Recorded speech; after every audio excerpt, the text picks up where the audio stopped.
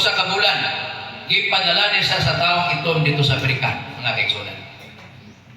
Gani pagsugod igsoon og sulti ang tanan nga mga itom nakatulog tanan. Kung ikaw ang mauwali o sa iyong pation, mag-uol ka sa kabulan ni mong practice, pagtuon, pero pagwali ni mo, pagtindog ang tanan ng mga itong nanatulog. Niundang siya igsoon ng sulti.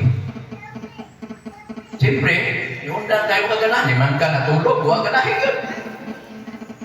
Mga kaigsunan, pagkataon-taon, nigmata sila. Anong nigmata? Nahilo mo, pastor. Ito na may sa inyo igsoon, pero kay mo ni istorya niya, ingon siya. Nga naman, pastor, nga nihilo man ka.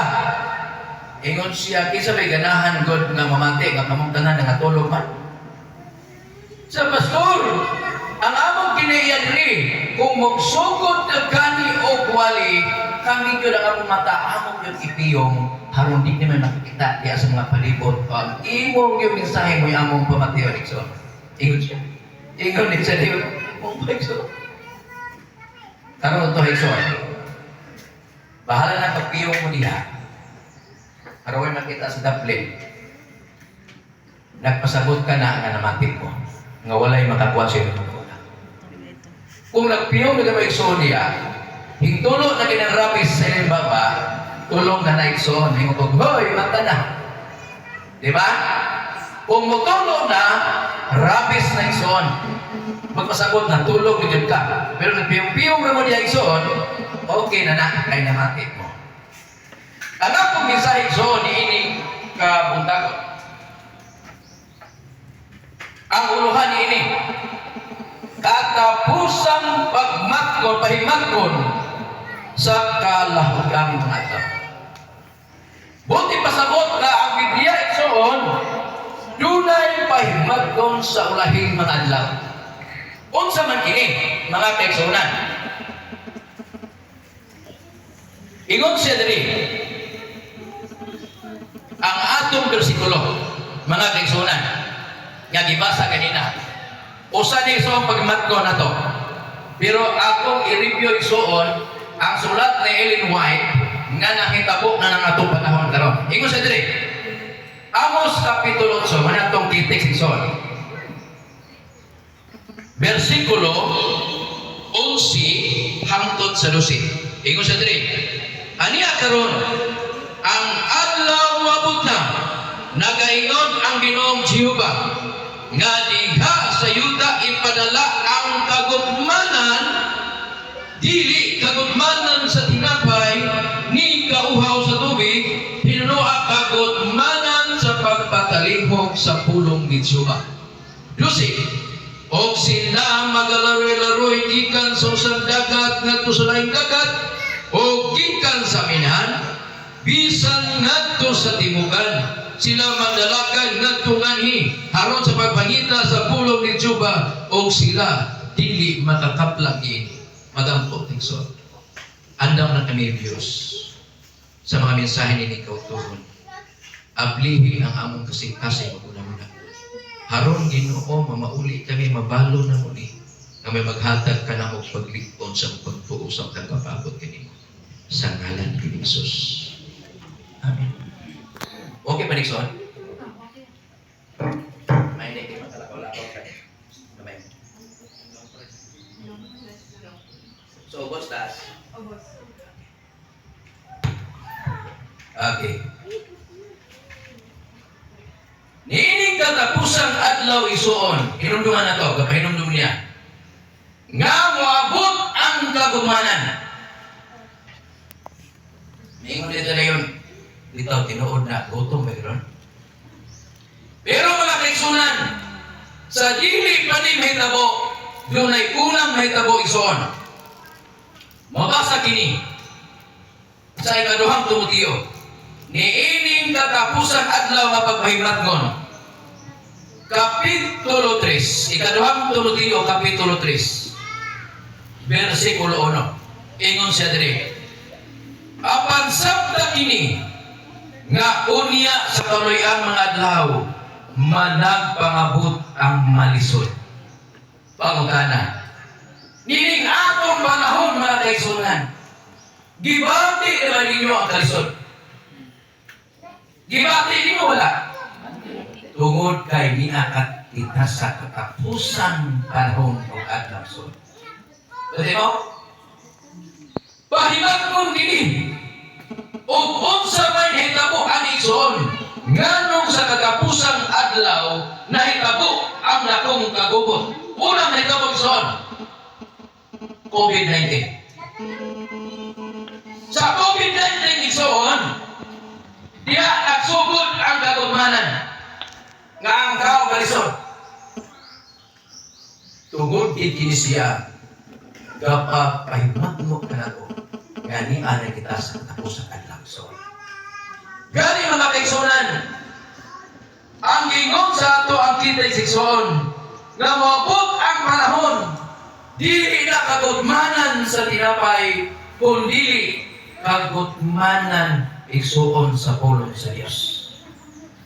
O ining panahon na mga kaigsunan, nagpasalamat ang adunay mo sponsor ka na itong Bible. Alaw iton. Tungod kaya ang atong sponsor igsoon dunay pagbati sa mga kaigsunan nga kining atong Bible nga iyang ihatag mga kaigsunan ato kining tunan.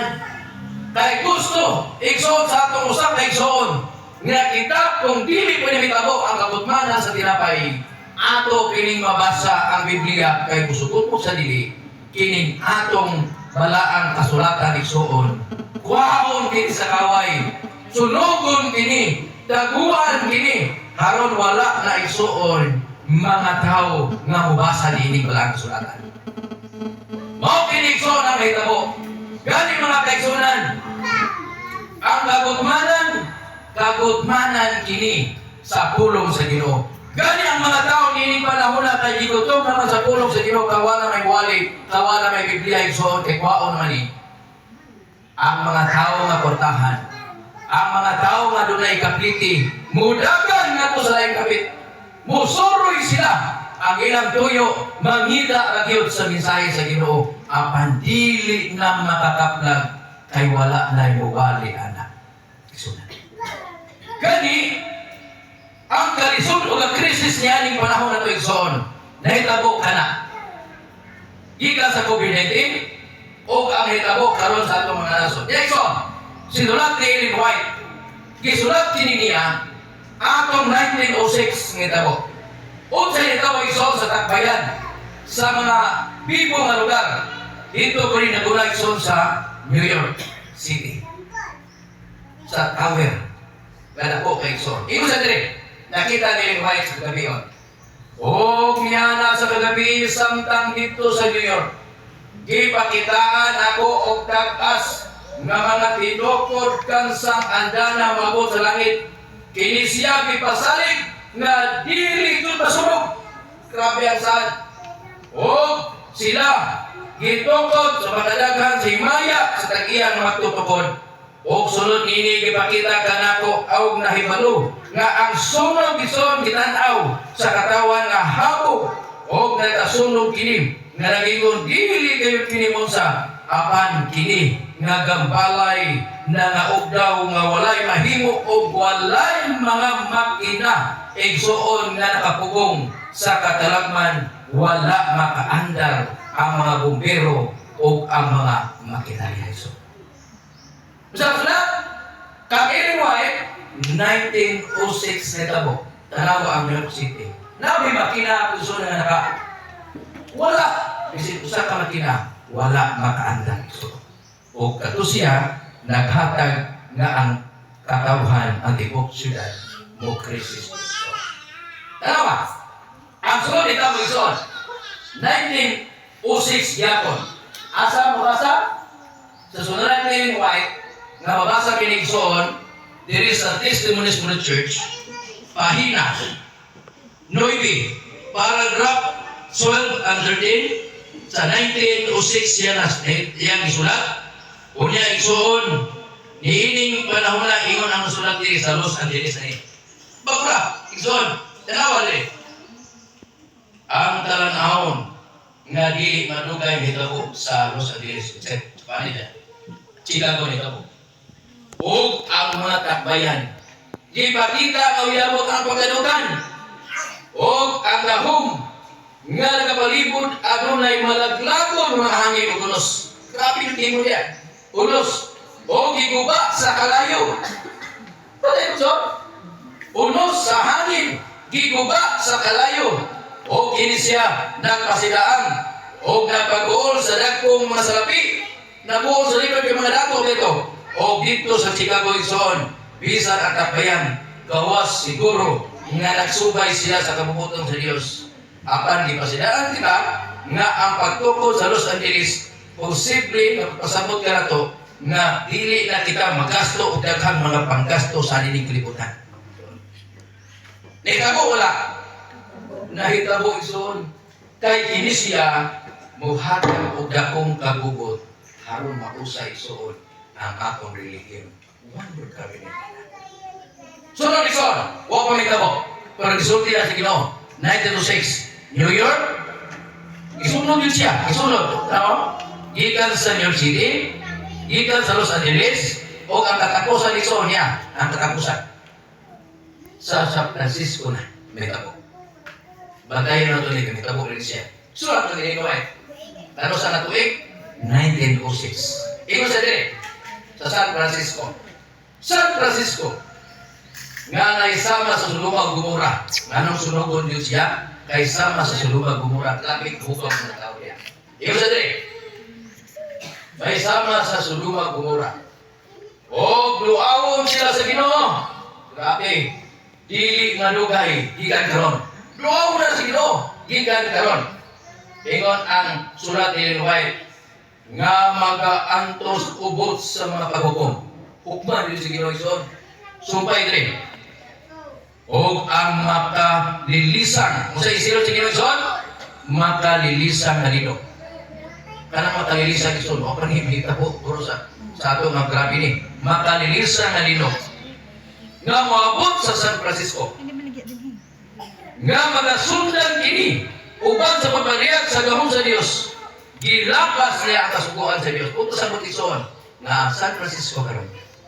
Ang ilang gibuhat, gilapas ng kasuguan. Kaya ang ilang gibuhat isun, sama sa sulubang Gomora. Sumpay isun, ingon sa dire. O gipadadaan bisahi, wa na mati. Yan ang panahon na. Sa magukang Jonas, akang Jonas atong panahon na, gipadadaan. Pero si Jonas yung sibat lang, tuwa sa Tarsis, wala sa Ninive. Kaya Ninive, so ng tao niya, grabe kayo.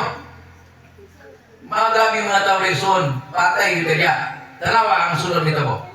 Bisan pa sa mga tagbayan ni Soon. Ang paghukom sa Diyos ni Ana sa paglapas nga ang tao wala maghinulsol o gining panahon na gikan sa linog o kalayo sila igsuon mga utang. Grabe igsuon. Wa pa rin mo ha? Pero gusulti na sa Ginoo. Gikan sa New York, gikan sa Los Angeles o karon San Francisco igsuon. O ingon sa diri nga ang kining tanan gipasidaan ni Kristo sa mahitabo ni ining katapusang kasaysayan. Di ba na makuyawan ni Kristo? Kining atong panahon karon gipahinumduman tang na mahitabo kining. Haron nga ikaw ato makaandam ni ining katapusan adlaw nga atong gipuy-an karon. Ang kagrisis, ang mga pahitabo, gipainumdum sa Dios na kining atong gipuy-an katapusang adlaw. Sa itong buhaton, muduon na kita sa Ginoo. Ingon din diri ang gisulti sa Ginoo. Sabi na diya, Kapitulo 3, kumun na versikulo, pero gipahinumdum sa Ginoo nga gusto sa Dios nga kitang tanan makaadam. Ingon sa diri, pinadayag 3 versikulo 11. Muanha nga po sa dili madugay, kung ti pag-ayo ang imong nabatunan, aron walay makaago agaw sa imong purong-purong. Sa mga bato ni Son, kumtanado ang atong pagtuo. Haron di mailog sa kaway kay kitang tanan igsoon. Kita nag-travel ngadto sa langitong puluyanan. Kumusta ka agsuon ang atong relasyon sa Ginoo? Makasiguro ba kita makabot sa langit? Ang makatubag igsoon, ikaw ra ang ako. Kay moabot igsoon ang dako nga may nabo sa persecution igsoon sa paglutos mga kaigsunan. Tungod kay ang sulat ni Ellen White, mausa na lang ang balaod. Balaod na lang nga Domingo, mga kaigsunan. Sa ingon diri, ingon sulat ni Ellen White, mabasa kini sa Daisy Bible Commentary, Bahin City, paragraph 927, 1900 sulat niya. Ingon siya diri, ang mga hagit sa Satanas ngadto sa Dios. Dios ay gihagit. Gisaway sa Dios ang Babilonia. Munang Babilon ni Son kaniyang gibuhat ni Lautan. Tungod sa iyang pagpainom sa tanang mga kanasuran sa iyang bino. O sa iyang kaulag. O di pasabot ni Son, piling nun. Kundi mensahe nga gihatag igsoon na ang mga tao na mahubog. O sa iyang mahubog, ang mensahe nga sayo gihatag dito. Kung ining panahon na mga kaigsunan, gibuhat sa Dios ang adlaw nga ikapito aron ang tao masunod niya sa Ginoo. Apan ang kaaway magabuhat sa iyang adlaw nga unang adlaw ison. Ako ba nag-away na? Adlaw sa Ginoo o adlaw sa kaaway? Mao din may kako ison sa pinalihag kapitulo 12 versikulo 17 nga masuko ang yawa kung ikaw magasimba sa adlaw na iya sa Ginoo kini katawag so. Ato magnunan ini. Nga kining katapusang adlaw na tuison, mabot ang panahon nga kita gutom sa pulong sa Ginoo. Kumayo sa mga isunan. Na may Bible, review at balik. Ang cellphone ison mayo na. Pero ang cellphone, pagbasa ni mo sa Bible, doon mo sulod. At tupro ko na ito niyo, matagkadi, radiral, mawa na ang imong pagkabalaan sa Bible. What time son? Bible yun. Kaya nga naman, ang mabasa ni mo, maupyo na siya. Dili mo sulod ang bugaw. Balaki na mo ibuhat sa yaway son. Pero nang imo muna-una, mawala sa Biblia, tuwa na sa disulod. Nindot mo na musulod yung son. Pag-anak, wow, love, tupro. Buwan ang Bible son. Kaya son, buhat na sa yawa. Mauling mga itabo, ison. Gani, ang usa kasiguranon sa di pagkamulikod. Itabo, yun sa istorya sa gawa sa nasod. Si Marcos. Umay Marcos din, no? Kining bataa si Marcos, mga kaigsunan. Sa bata pa siya, adventista siya. Gani mga kaigsunan, kini si Brother Marcos dining panahon na, mga kaigsunan. Sa iyang pagkabatanon, apel sa drugs sa Pasko. Mutudlo sa mga bata. Buhutan niya siya. Gani mga kaigsunan niya, ako na panahon natubo siya, nadako siya, nawala na iyang pagtuo sa Ginoo. Gani mga kaigsunan, kaya si Brother Marcos na panahon na, nag-apil-apil na sa drugs. Mga bisyo yung sudan, gibiyaan na. Pero sa libro ako nabasa ni Son, grabe ang pagbantay sa Ginoo niya. Nay panahon ni Son na siya liksan. Apan, huwaon siya sa matulunda nga di yun siya malisan mga kaigsunan. O miabot ang panahon. Nakakita siya pananaw. Ang pananaw niya nakita igsoon. Nakita niya ang mga membro sa iglesia ni Paulutos. Gipagukod. Gani igsoon.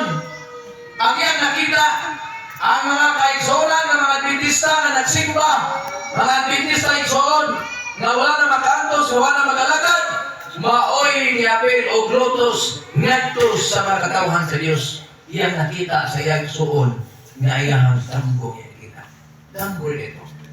Mga kaigsunan nagpadayon. Ang usang ka pastor nga nagwali sa mga balita gani gilatok sa gobyerno o niya gipreso gilatok sa igsoon Iya kini nakita na grabe kay ang tao kung magwali sa mga balita. Ang nitabo mga kaigsunan, ipanglutos na. Kung yan ang apot sa mga bukid igsoon, doon na nakita niya hayag. Hayag. Pagkita niya igsoon, gawa mo sa kalagdan si Ginoo, nakamata siya. O nag-inom siya, Ginoo. Nakita siya ng buo. Ano ba nga, katong mga tao nga buutan man to, elder sa iglesia, huwag mo lagi nabuli iyahang lugnanan, tinamatay man. Ingon niya siya tayo. Huwag pagkakabalo, nga ka ng tawana, buutan, pero sa iyang kasing-kasing, wala mag-reforma. So, elder ha? Yan nakita? Wala mag-reforma. Nga naman lagi itong buutan, na tao nakita nyo, no, sa manamong ninapuri mo. Tungod kay siya kasing-kasing, nausap niya kasing-kasing. Wala nausap niya kasing-kasing nga heart, nga wamak, diamond, heart, diamond. Pero, igsoon, ang iyang kinabuhi, wala sa ito. Tuod man, pagkataon-taon, yan nakita ang iyang lugnanan. Ginoo, ba man yun ka maraming lugnanan? Ingon siya, Elder Marcos. Sa imong pagkakinabuhi, tinuod nga nagalagay ka sa Ginoo. Apan ang imong kinabuhi, nawala. Muna walang bukap ang imong lugnanan. Pag ingon niya nga walang bukap ang lugnanan, mo ay pagpatay na iso. Lugyan na iso. Nausap ang kinabuhi ni Marcos. Sa Amerika man ito. Nausap siya, nialaga siya sa Ginoo, kaya gisulti ang ginagawa, kaya katapusan ka. Kakining atong katapusan adlaw mga kaigsunan, dili kinitigaw. Ang imong pagtuo, akong pagtuo igsoon, mao kini siya ang maghatag kanato kadugan. Mao kini maghatag kanato nga kita mga katawan sa Dios makaabot yun ngadto sa gitong kulianan. Kumusta kay igsoon ang ato ang relasyon? Nasayod ko ang atong relasyon ng pamilya ini. Kaya kung wala ay relasyon sa Ginoo, dili ka mo ani sa balay sa Diyos. Amen doon? Wala pa'y panahon igsoon nga mo close condition. Nagapadayon pa din. Wala kabalo. Ang unang close condition, kini atong pagkamatay. Wala ka na. Impas na ng kalangan igsoon. Nalabawit na dili. Pero ang Diyos yun, mo'y atong iuban. Aron gikaw ako, isang mag-inom sa kalibutan, dili kita mawala, o dili magmadaugon kita. Uban niya sa mga kaisunan nga nagtaro. Uban sa mga daghan na tubang kaisunan nga nag-alagad sa Ginoo. O ang Diyos mingon, aniya na akong mga anak, na akong kinalangga. Kanila, may kalipay ako. Tumala sa Matthew 24, versikulo 34. Ayok nining kautuhon. Ato yung matmunan nga atong pagtuo dili kini mawala o dili magpadayon kini nga mainiton hangtod sa pagbalik sa Ginoo. Ang Ginoo magkapadala ng ginatuon nito ito.